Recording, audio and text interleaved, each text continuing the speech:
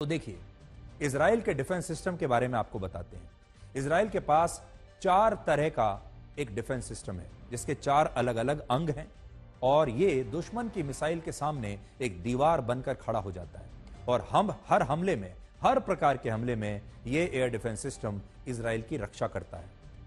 तो इस air defence system के 4 हिस्से हैं। इन सब में पहला है आयरन डोम, जिसके बारे में आप बार बार सुनते हैं, आयरन डोम।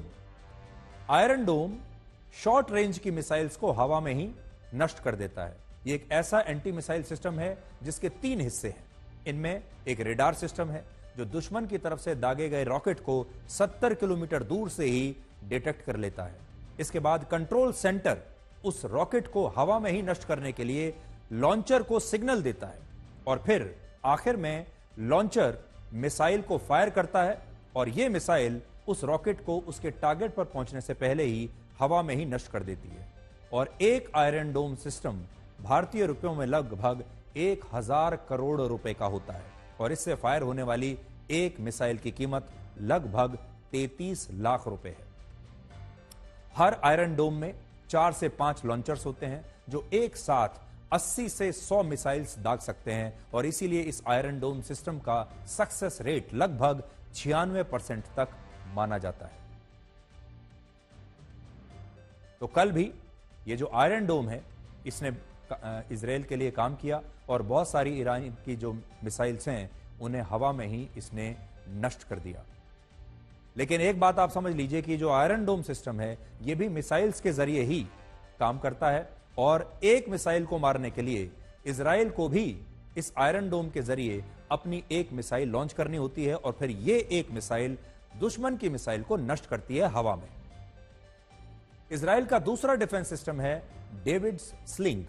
इसे मैजिक वॉन्ड भी कहते हैं, जो मीडियम और लॉन्ग रेंज की मिसाइल्स को रोकने के लिए डिजाइन किया गया है।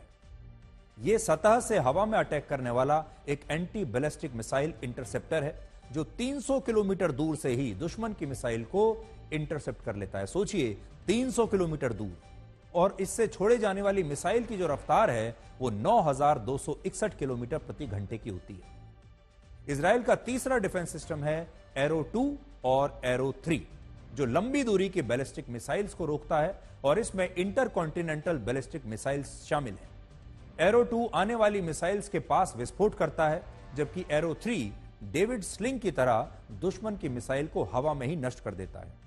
और यह जो एरो सिस्टम है यह जमीन से 165 किलोमीटर ऊपर और 2400 किलोमीटर दूर तक की मिसाइल्स को नष्ट करने की क्षमता रखता है और इसकी स्पीड जो है वो होती है 10,000 किलोमीटर प्रति घंटा। यानी जिस मिसाइल का ये इस्तेमाल करता है सिस्टम, वो मिसाइल की स्पीड 10,000 किलोमीटर प्रति घंटे की होती है।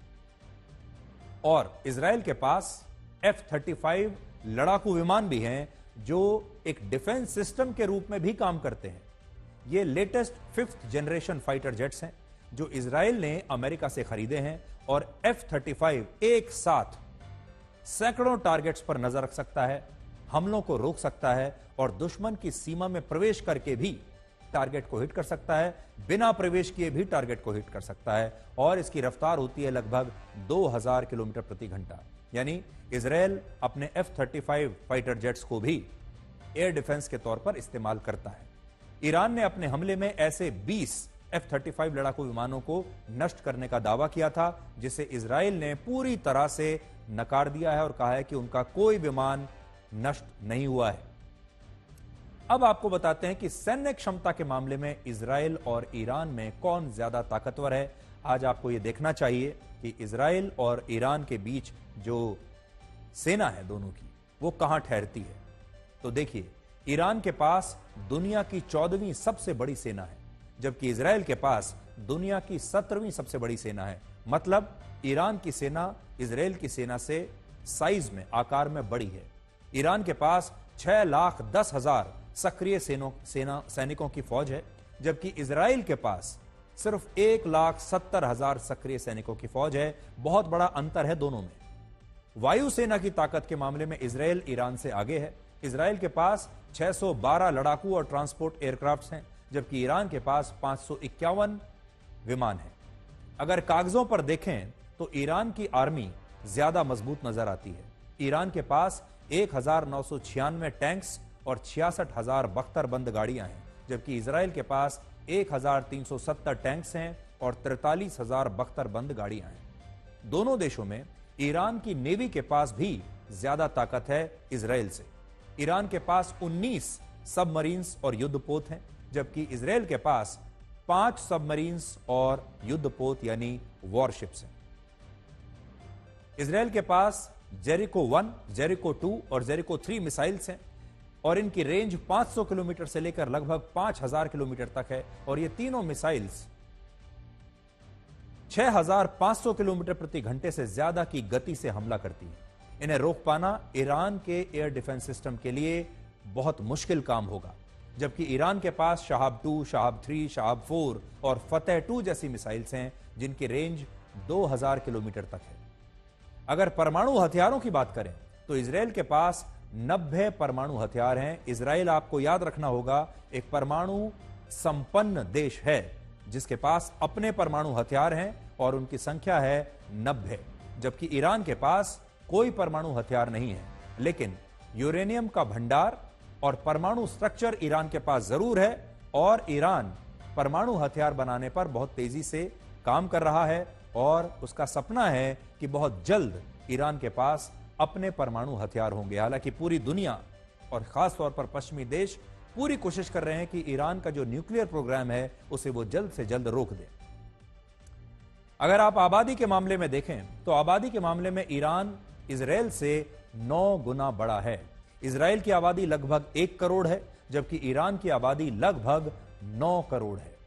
क्षेत्रफल के मामले में भी ईरान इजराइल से 74 गुना बड़ा है।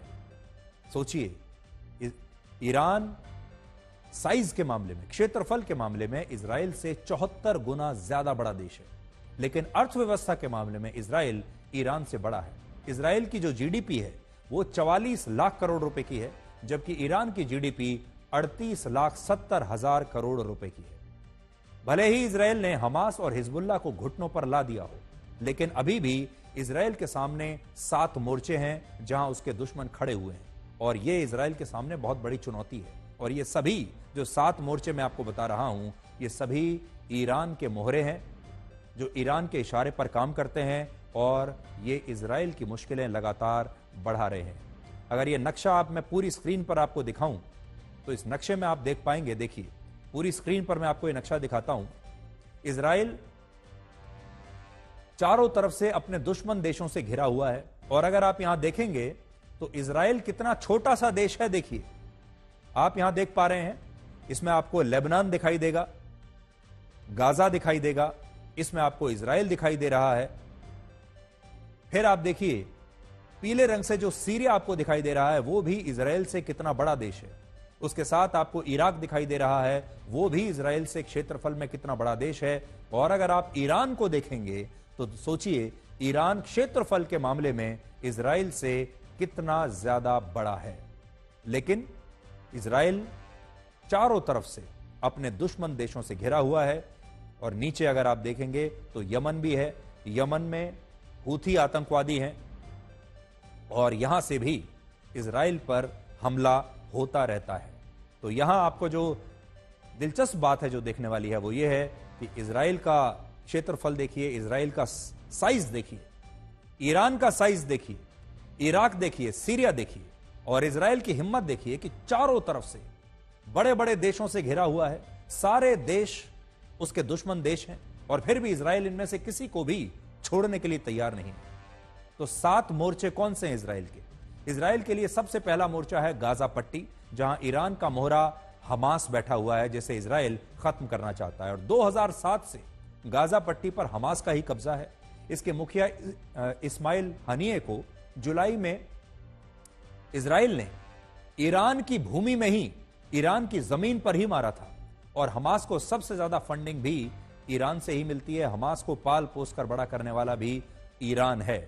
लेकिन यह भी दिलचस्प बात देखिए कि हमास का जब चीफ मारा गया तो वो ईरान की जमीन पर मारा गया, जब वो ईरान के संरक्षण में था, जब वो ईरान के पहरे में था, जब वो ईरान का मेहमान था और ईरान की जमीन पर घुसकर ऐसा कहा जाता है कि इजराइल ने हमास के चीफ को मार दिया। इजराइल के लिए दूसरा मोर्चा है वेस्ट बैंक, जो इजराइल की पूर्वी सीमा पर है और यह फिलिस्तीन का दूसरा हिस्सा है। वेस्ट बैंक में हमास के अलावा फिलिस्तीनी इस्लामिक जिहाद यानी PIJ संगठन सक्रिय है और PIJ के लड़ाके अक्सर इजराइल पर भी हमला करते रहते हैं। इजराइल के लिए युद्ध का तीसरा मोर्चा है लेबनान, जहां आतंकवादी संगठन हिजबुल्लाह बहुत सक्रिय है। इजराइल के खिलाफ जंग में हिजबुल्लाह ने भी हमास का पूरा साथ दिया था, लेकिन अब तक इजराइल हिजबुल्लाह के चीफ नसरुल्लाह समेत कई बड़े कमांडर्स को मार चुका है हाल ही में। और वर्ष 2006 में भी हिजबुल्लाह ने इजराइल के साथ 1 महीने से ज्यादा जंग लड़ी थी। इराक में भी कई कट्टरपंथी संगठन हैं जिन्हें ईरान सपोर्ट करता है और इराक में पॉपुलर मोबिलाइजेशन फोर्सेस नाम से एक संगठन है जिसके पास 2 लाख से ज्यादा लड़ाके हैं।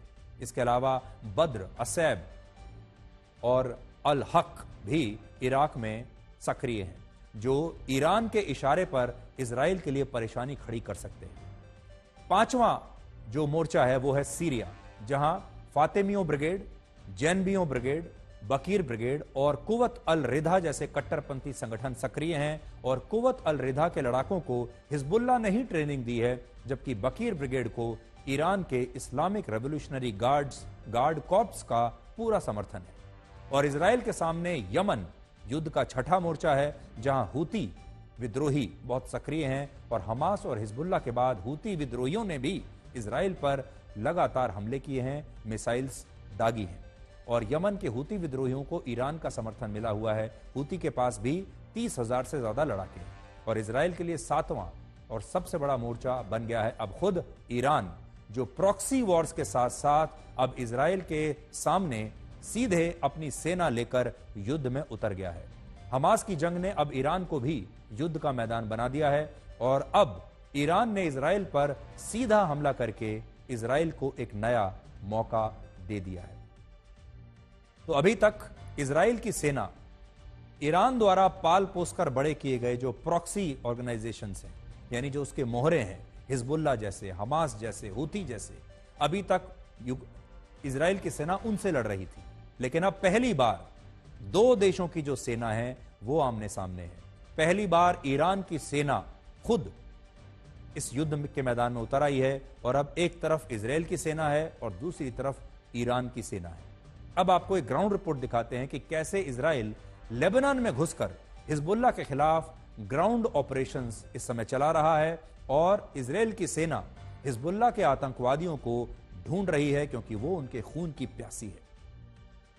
पिछले शुक्रवार को हिजबुल्लाह के मुख्यालय में सबसे बड़ा अब तक का इतिहास का बम गिराया गया था यहाँ साउथ बीरूत में, और मैं वहीं पर खड़ा हूँ। आज 7 दिन के बाद किसी भी मीडिया को यहाँ पर आने की इजाज़त मिली है। आप मेरे पीछे देख सकते हैं कि कितनी ताकत उस धमाके की रही होगी जिसने इस पूरे बहुमंजिले करीब 6 मंजिल की इमारत जो थी इसको ज़मीन दोज कर दिया।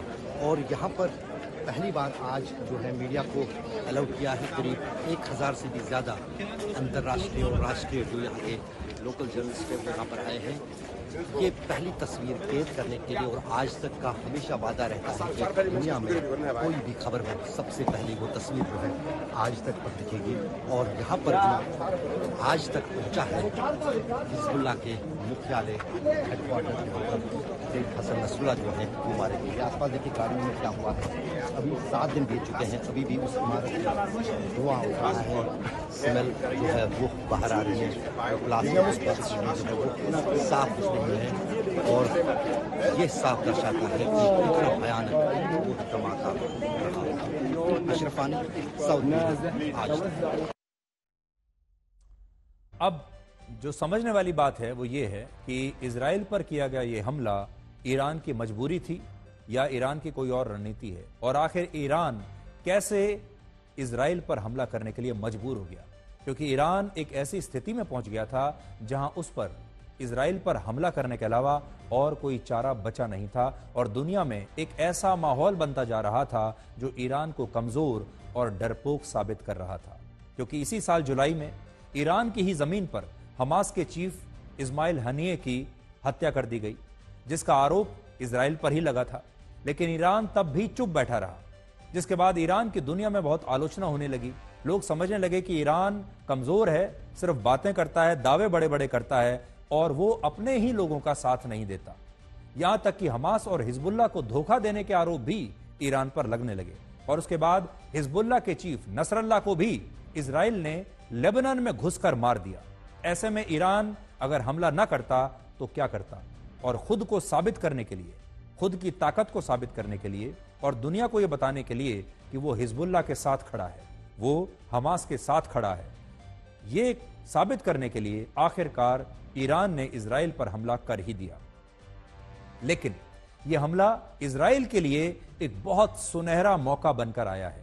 यह क्रिकेट की उस फुल टॉस गेंद की तरह है जिसका इंतजार छक्का लगाने के लिए बल्लेबाज बहुत देर से कर रहा है और यह बल्लेबाज है बेंजामिन नेतन्याहू। बहुत देर से वो इंतजार कर रहे थे कि ईरान कुछ तो ऐसी गलती करे, ईरान ऐसा कोई युद्ध शुरू करे जिसकी वजह से बेंजामिन नेतन्याहू को ईरान के खिलाफ कार्रवाई करने का एक लाइसेंस मिल जाए।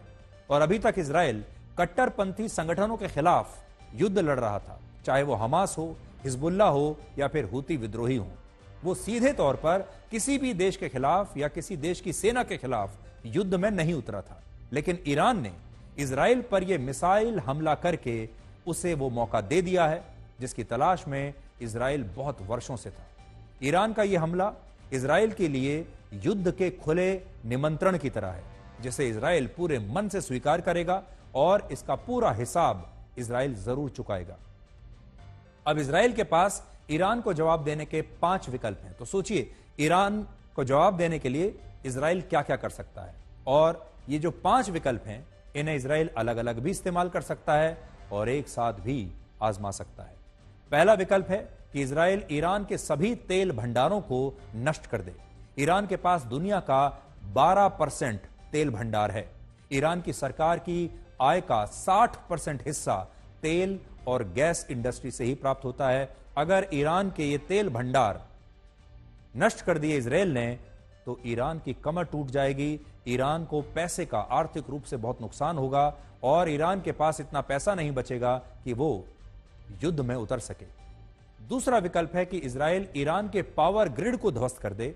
अगर ऐसा हुआ तो बिना पावर के ईरान का पूरा की पूरा सिस्टम चरमरा जाएगा। तीसरा विकल्प है कि इजराइल ईरान के परमाणु स्ट्रक्चर्स को नष्ट करे। ईरान के पास परमाणु बॉम्ब तो नहीं है, परमाणु हथियार नहीं है, लेकिन उसके पास भारी मात्रा में यूरेनियम मौजूद है और वो अपने परमाणु कार्यक्रम को लगातार आगे बढ़ा रहा है। परमाणु हथियार हासिल करने का ईरान का सपना बहुत पुराना है जो इजराइल को बहुत बुरी तरह खटकता है। इजराइल बहुत पहले से चाहता है कि वो परमाणु बम हासिल करने से पहले ही ईरान का परमाणु स्ट्रक्चर तबाह कर दे। ऐसे में ईरान के परमाणु स्ट्रक्चर पर हमला करके इजराइल एक बहुत करारा जवाब भी दे सकता है और अपना वर्षों पुराना मंसूबा जो है वो पूरा कर सकता है।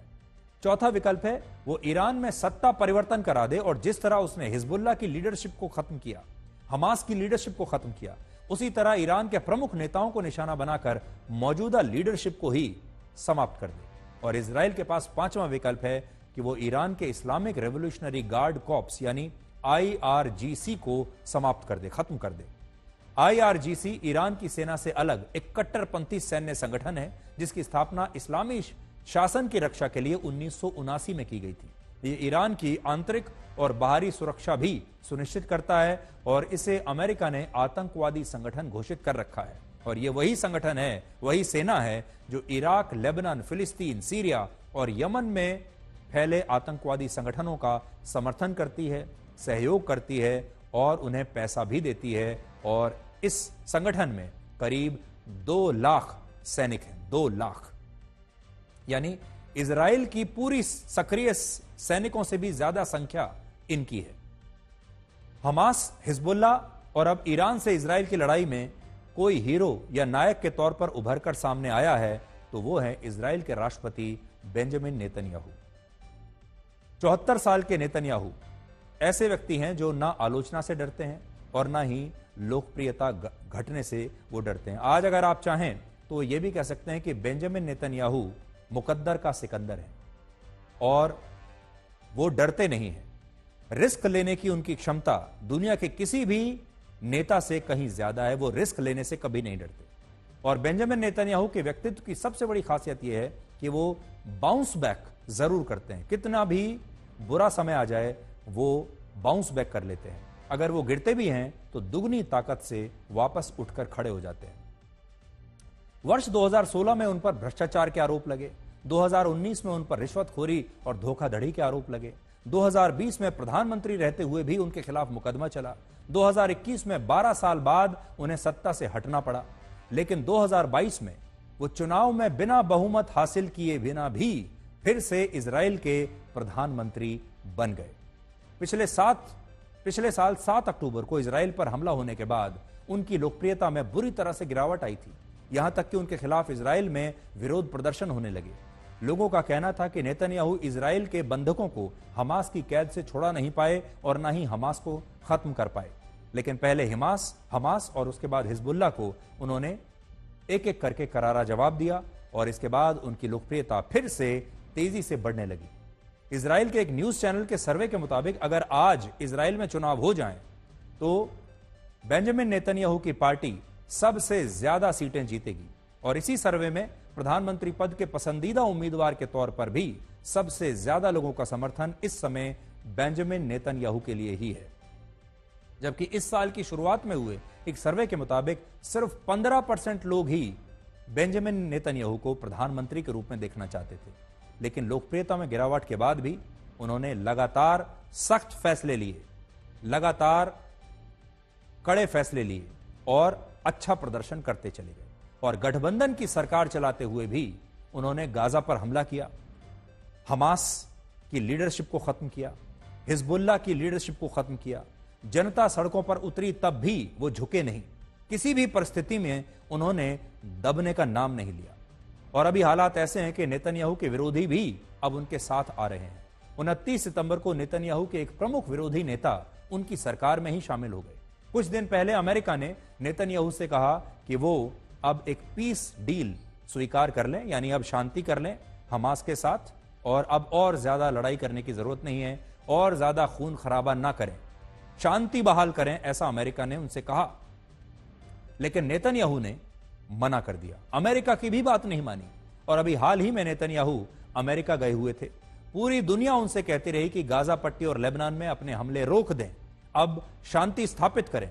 लेकिन उन्होंने अमेरिका में रहते हुए ही हिजबुल्लाह पर हमले का आदेश दिया और अब वो ईरान को भी करारा जवाब देने का ऐलान कर चुके हैं। तो सोचिए कि ये एक ऐसा नेता है, ऐसा प्रधानमंत्री है इजराइल का जो लगातार, चाहे उसकी स्थिति मजबूत हो या उसकी स्थिति कमजोर हो, वो चुनाव जीत रहा हो या हार रहा हो, वो लोकप्रिय हो या फिर ना हो, लेकिन वो लगातार कड़े फैसले लेता है, सख्त फैसले लेता है, रिस्क लेता है और अपने दुश्मनों पर हमला करने से जरा भी इसलिए नहीं चूकता है कि कहीं उसे इस बात की चिंता हो जाए कि उसकी लोकप्रियता घट जाएगी, सरकार गिर जाएगी या फिर उनके अपने राजनीतिक करियर का क्या होगा। ये बात आज बेंजामिन नेतन्याहू से सीखनी चाहिए और यह भी देखना चाहिए कि वो हैं तो वाकई मुकद्दर का सिकंदर, क्योंकि वो चुनाव लड़ने जाते हैं, हारने के बाद भी वो प्रधानमंत्री बन जाते हैं, बहुमत हासिल नहीं होता फिर भी प्रधानमंत्री बन जाते हैं और लगातार जो भी काम करते हैं, शुरुआत में आलोचना होती है लेकिन आखिर में विजय उन्हीं की होती है।